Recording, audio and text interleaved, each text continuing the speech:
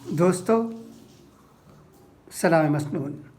उम्मीद है कि आप तमाम अल्लाह के फजल करम से बखैर तो आफियत होंगे। अब अक़वाल ज़र्रीन सुनिएगा। एक अच्छी बात कोई भी कहे तो उसे पल्लू से बांध लो, क्योंकि जब किसी मोती की कीमत मालूम की जाती है तब कोई नहीं पूछता कि उसे समंदर से निकालने वाला कौन था। तो इंसान सख्त मिजाज उस वक्त बनता है जब बहुत सारे लोग उसकी नरमी का गलत फ़ायदा उठा चुके होते हैं।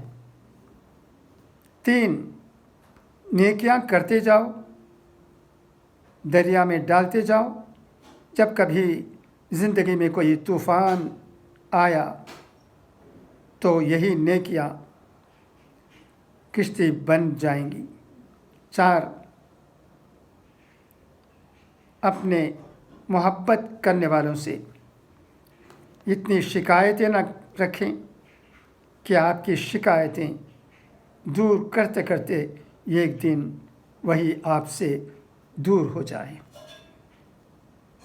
उम्मीद है कि ये अक़वाल ज़र्रीन जो कि आज के राष्ट्रीय सहारा में शाया हुए हैं आपको पसंद आए होंगे।